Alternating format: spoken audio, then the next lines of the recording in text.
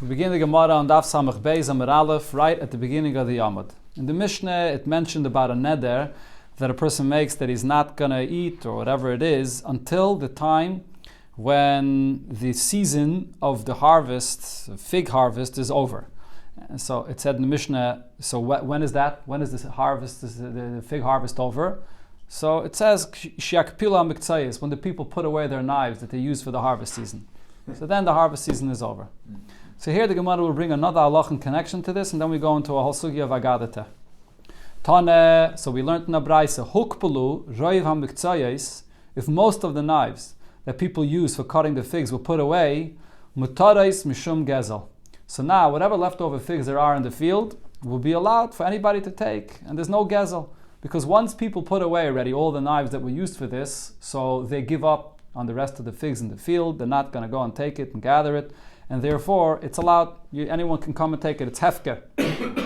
And also peturis mina maestris, so if you're being zeiche in them from hefker, so it's exempt of maestris.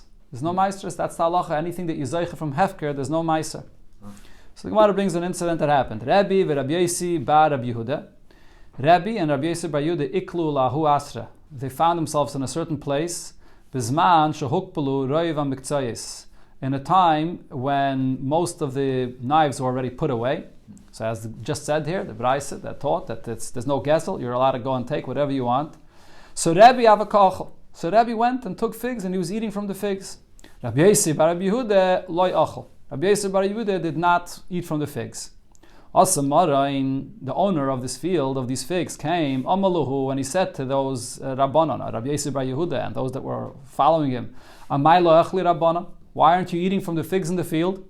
Hukpulu roiv hamiktsayis, most of the knives are put away already, and in this time period, everyone is miyayish from whatever's left over, so you can eat in the field, like Rabbi that was eating.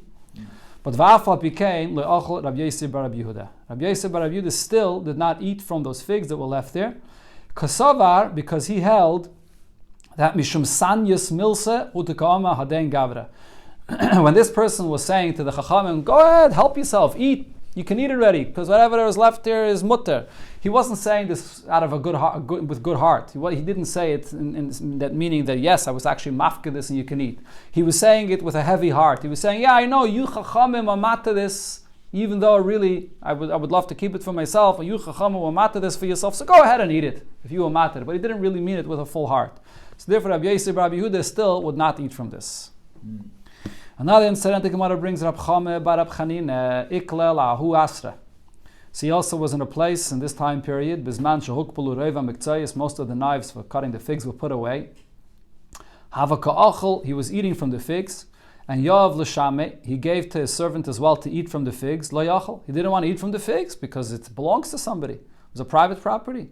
Amalei, so Rab Chama bar Chanina tells the servant, Achel, you can eat. Kach amali Rabbi Shmuel bar Rabbi Yosi. This is what Rabbi Shmuel bar Rabbi Yosi said to me, Mishum Aviv, in the name of his father. Hukpulu roiv hamiktsayis mutares mishum gezel.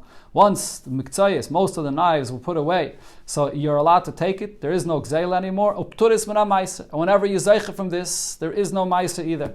Okay, this halacha that we just taught. The Gemara brings another story that happened, and listen to this story here. Rab Tarfon, ashkecheyahu gavra. Rab Tarfon, so this person found him bisman shehukpulu al miktsayis, in the time when most of the knives were put away already, the ka'achel, that he was eating from the figs that were left in his field. So this person was upset that Rab Tarfon is eating from his figs. Achse besaka, he put him into a sack. V'shakle, and so he tied Rab Tarfon in a sack, and he picked him up. Va'amte, and he took him lemishte benara, to throw him in this sack into the river. So Rab Tarfon was being carried, and Omar, so he says, Oy loy le Tarfon shezeh harga. Oy, whoa, what's going to happen to Tarfon? That this person's going to kill him. So Shama Gavre, this person that's carrying Rab Tarfon in the sack to throw him into the river, heard and realized that who he's holding here. He's holding the great Rab Tarfon, and he's about to kill Rab Tarfon. Shafke. So he left him, he let him go, Va'orak, and he ran away. Omar Rabavo, Mishon Rab Chananya ben Gamliel, so Rabavo said the name of Rab Chananya ben Gamliel about this incident. Kol Yomov Shaloi Sit Tzadik. The entire lifetime of this Tzadik of Rab Tarfon, Hoye Mitzdayer al Dovazeh. He had pain about this incident that happened. And what was the pain that he had? Amar, he said, Oili shenishtamashti bekisra shel Torah. Woe to me that I utilize the crown of Torah for my benefit, that I say it myself by disclosing who I am, by saying that I'm Rab Tarfon, and because I'm the great Rab Tarfon, the Torah scholar, and therefore I was able to save my life. So he was upset that he used the crown of Torah, he used the fact that he learned Torah to save himself. That is, Rabbi Bar Bachana said in the name of Rabbi Yechanan, Kol ha-mishtamish bekisra shel Torah, a person that uses the crown of Torah, nekar min ha'olam, he'll be uprooted from this world. Where do we learn this out? Kal v'chomer. We learn it out with the following Kal v'chomer. Uma Belshazzar, if Belshazzar was one of the kings in Bavel after the Churban of the Beis HaMikdash. So after he conquered the Persian Empire, so what happened? He made a big festive meal, a big party, and he brought out the kelim of the Beis HaMikdash and he used them in this party. Shenishtamish b'kli kodesh. He used the kelim of the Beis HaMikdash there.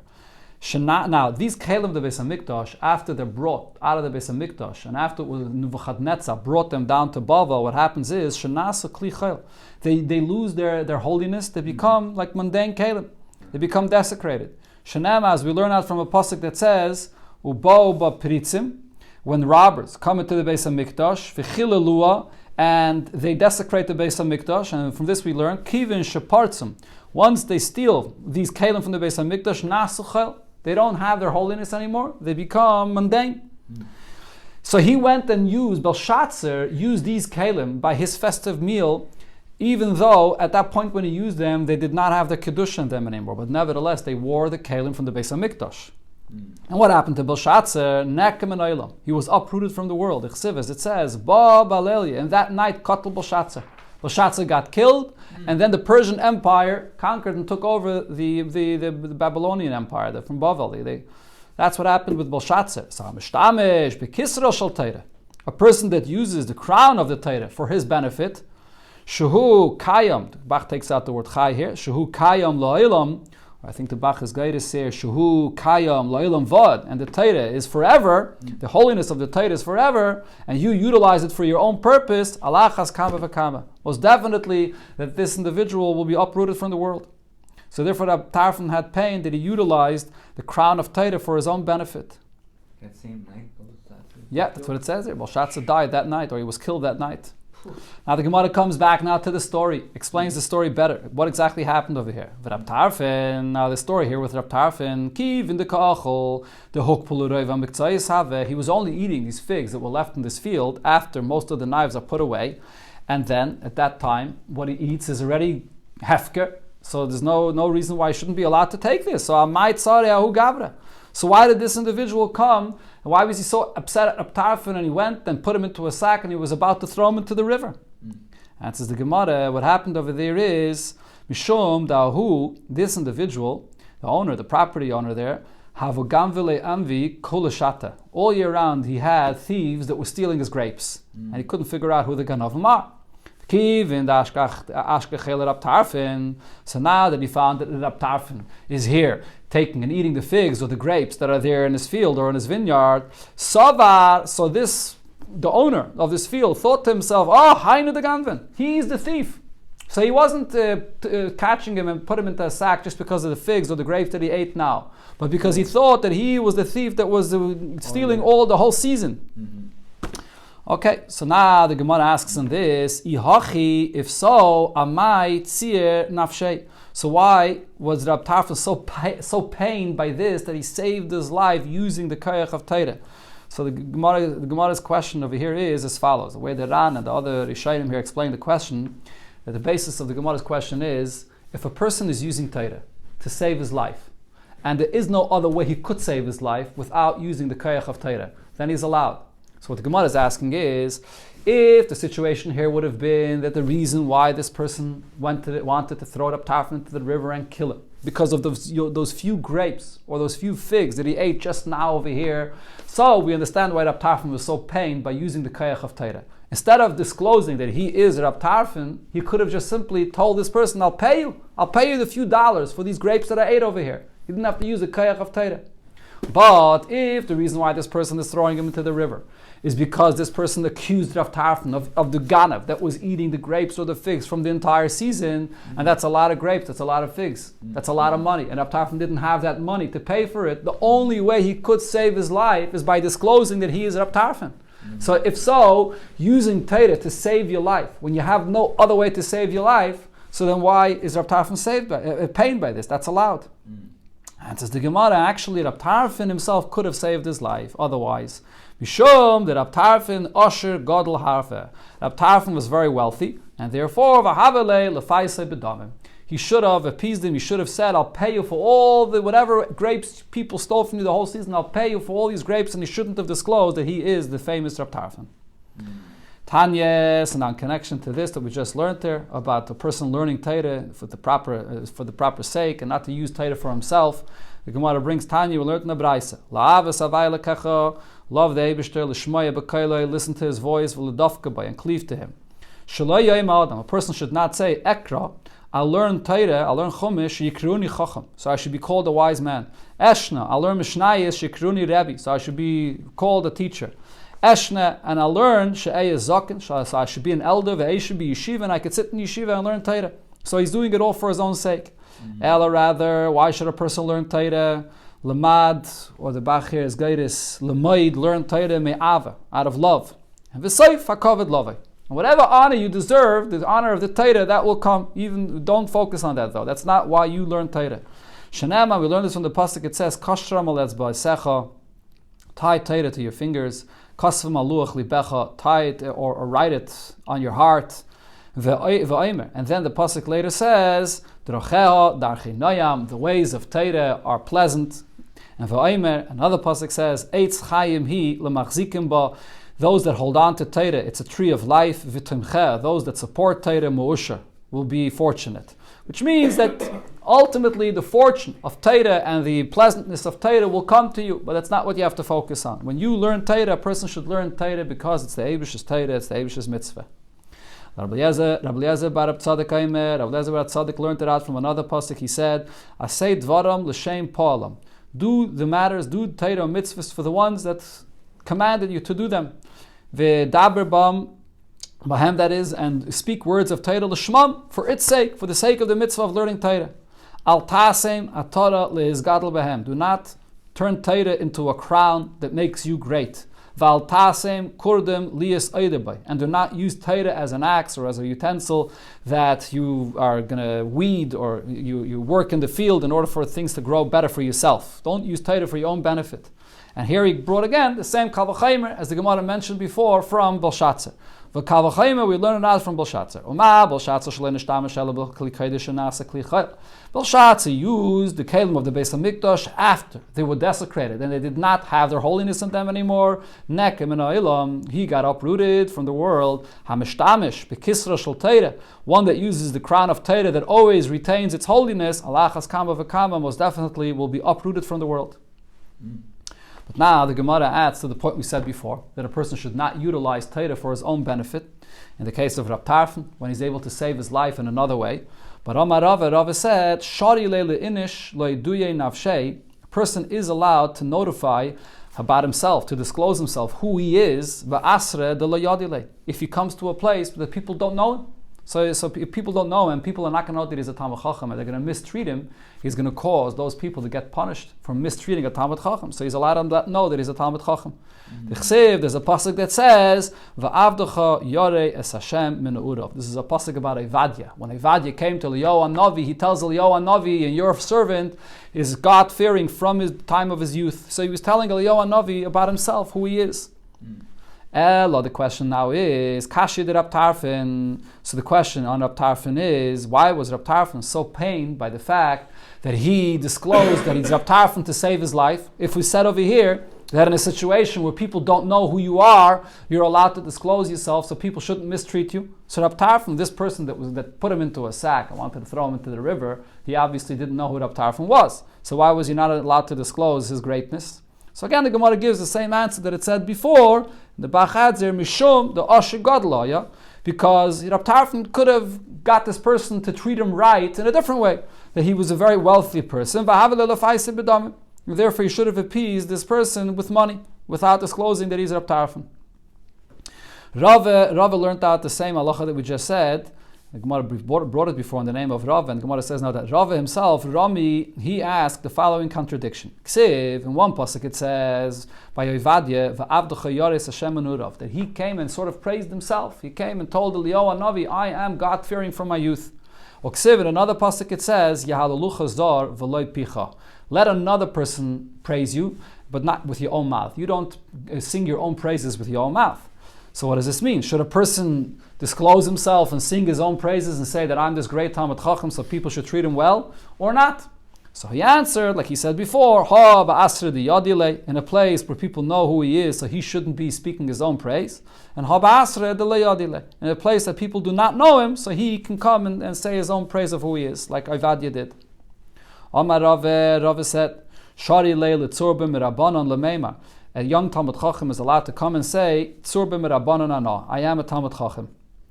And therefore, what purpose is he saying this for? Shari li tigroi bereisha. If there's a din Torah and there's a line in the Bezdin of whose din Torah is going to be taken first, he says, give me the privilege to go ahead, that my din Torah should be settled first. Because I'm a Talmid Chacham and I deserve to be treated first. Where do we learn this out from? It says in the pasuk, B'nei David kayanim hayu. The children of David were kayanim. So the question on this pasuk is, the Bach here adds, V'chi kayanim hayu. The descendants of David, were they kayanim? David HaMelech, they're not kayanim. So the answer is that the reason they said this is, Ella, ma kayan neutral bereish. Just like a kayan, so the halacha is that a kayan always takes his portion first. Av Talmid Chacham, so to a Talmid Chacham neutral bereish. He takes first, and therefore, in a din Torah, his din Torah should be settled first. That's what the Bnei David Kayanim Hayi means, that they come first. Gemara brings the source regarding a Kayan himself. The Kayan minala. From where do we know that a Kayan takes his portion first? The Chsiv, because the pasuk says, V'kidashtoi, you should sanctify the Kayan, Ke'es lechem alekecha hu makriv. He brings the karbanis in the Beis HaMikdash. What does this V'kidashtoi mean, that you sanctify the Kayan? The Tana of Rabbi Shmuel taught, Kidashtoi means the whole davish b'kedusha. For anything of kedusha, the kayan has to always come first. So really, kedusha here means more broadly, for anything that you give honor, the kayan gets the first honor. And what's that? By an aliyah, leftayach rishon, he's the one that reads first from the Sefer Torah. Levarach rishon, when it comes to benching, he's the one that gets the opportunity first to bench for the zimun.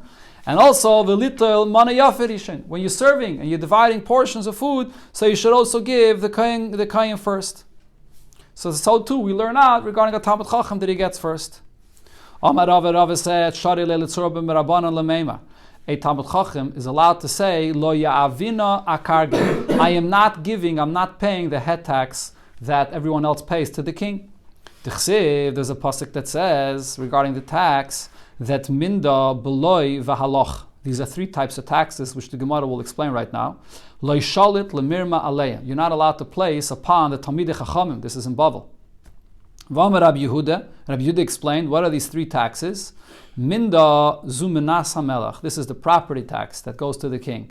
Beloi zu kesef gulgalta. This is the head tax that every individual has to pay. And v'halach zu arnuna. Halach, there's two pirushim, what arnuna means. One pshat is, arnuna means when the king travels around. So how does he eat? Who provides the king his meal? The people in the area that the king is, they have to provide the food and the meal for the king. That's another kind of tax. Another pshat in arnuna is, it's a certain percent that the king owns in the behemoths, the cattle that everybody owns. So that tax as well, all these taxes you don't place on the Talmidei Chachamim. V'amar Rava said, Shari le'litzor b'merabana lemeimar. A Talmid Chacham is allowed to say, Avda denura ana. I am a servant for the fire. This actually refers for an avodah zarah. An avodah zarah that's served by making fires for it. And this person comes and says, this Talmid Chacham comes and says, I am a servant for this avodah zarah, for this fire, and therefore lo ya'ivna karga. Therefore I'm not going to pay the head tax. So he doesn't want to pay the tax because he's a Talmid Chacham. And he's exempting, he's patering himself of paying the tax by saying that I'm serving for this avodah zarah.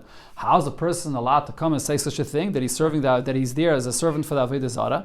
My time, what's the reason he's allowed to say this? La avruchi arye minei ka'ama. He's only saying this in order to chase a lion away from him to collect his tax. So in other words, since it's clear that he's not saying this, chas v'shalom, to mean that he's serving the Avodah Zarah, and not only that, the Ran actually adds much more. When a person says this, when this Talmid Chacham says this, what he's really thinking in his heart is that I'm serving the Eibishter, which is fire. He brings a pasuk, it says, Hashem alekecha eishaych lohu. So I'm serving the Eibishter, which is fire. That's what he really means to say, and therefore he's allowed to say this.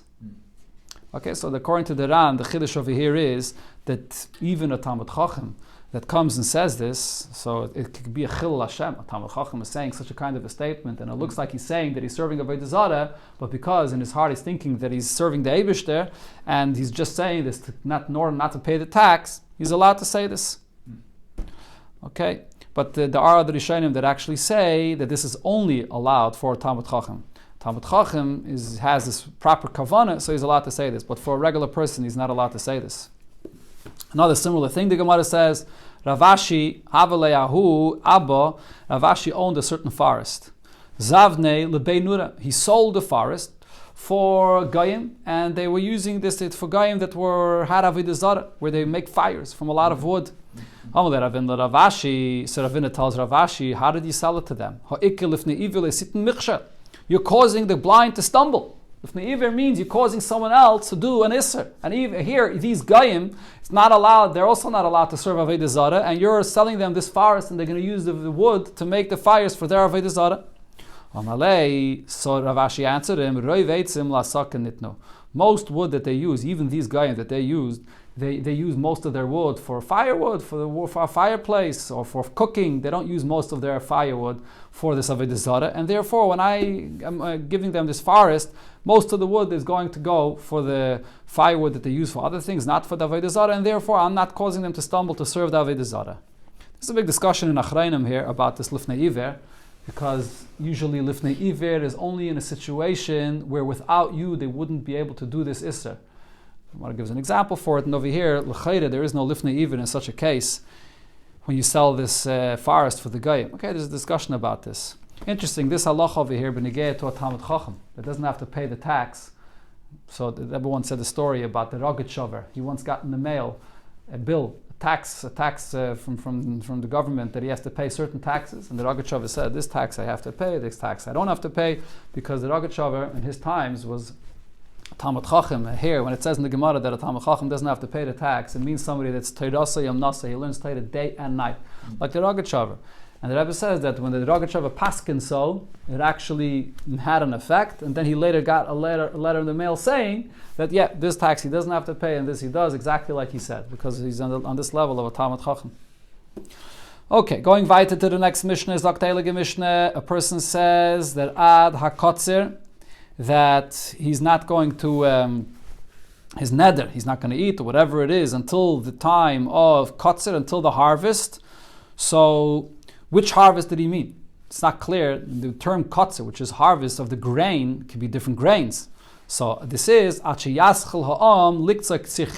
until the people begin the harvest of the wheat. It does not mean the harvest of barley, even though the harvest of barley comes before the harvest of grain, of the wheat that is. But usually most people, the harvest that they refer to when they say Kotzir, refers to the wheat. Then the Mishnah adds, Hakoil lefi mekayim nidre. Person's neder will be in effect according to the place where he was in when he made the neder. If he was in the mountain, and therefore the harvest in the mountain begins at one time, so bahar, we go according to the neder that he made when he was in the mountain, even if later on he left the mountain and now he's in a valley. But when he made the neder, he was there in the mountain, so that's what establishes the timing of his neder. If he was in a valley when he made the neder, then bebika, then the time of the harvest will go according to the valley, where he was when he made the neder. What's if a person said that his neder will be ad geshamim, until the rain, or he said achiyu geshamim, until it will be the rain. So until when is this? So that's achateted revia shnia. So that his neder is in effect until the time when the second rain of the winter season comes down. The Gemara in Taina says that there are 3 seasons, or 3 times in the winter of the rain. The first rain, second, and the third rain. So the rain, what he said, means when it rains in the second time of the season. That's when it really becomes muddy outside, and that's when it's really like a rainy season. Rav Shimon Gamliel argues and says, Achi yagia zmano shel revia. even if it didn't actually rain, but until the date, that time period in the winter, when it should be raining the second time of rain, that time comes, that's until when the neder is. But even if it didn't actually rain. What's if the person said, After yifseku geshamim, that his neder should be in effect until the rain is over, till the rain ends. Until when is that? Nisan kulay, until the end of the entire month of Nisan. That's when it stops raining. We're talking here about in Eretz Yisrael, when it doesn't rain in the summer. Divrei Rab Meir, this is Rab Meir's opinion. Rabbi Yehuda says, sheyaver ha-Pesach. The rain is until the Yom Tov of Pesach ends, not until the end of the month of Nisan. So Tanya, we learned in the Brayso, it says similar to what it says in the Mishnah, ha-Neder ad ha-Kayitz. A person makes a neder until the time of harvest, and Kayitz actually is the harvest of the figs, begolul. And when he made the neder, he was in the golul, in the north of Eretz Yisrael, but over there it's a hilly, it's the top of the mountains. And then v'yarad la'makim. Later on, he went down into the valley. Afal pishi gia kayitz ba'makim. Even though the time of the harvest of the figs in the valley has already arrived earlier, because the figs become ripe by the heat, and it's much hotter in the valley. So they become ripe already in the valley earlier. But nevertheless, Aser, his neder will still be in effect until the time of the harvest of the figs will come in the hills and the mountains, because that's where he was when he made the neder. He was in the Gola when he made the neder. Like it said in the Mishnah, you go according to the place where the person was when he made his neder. Okay, stop over here.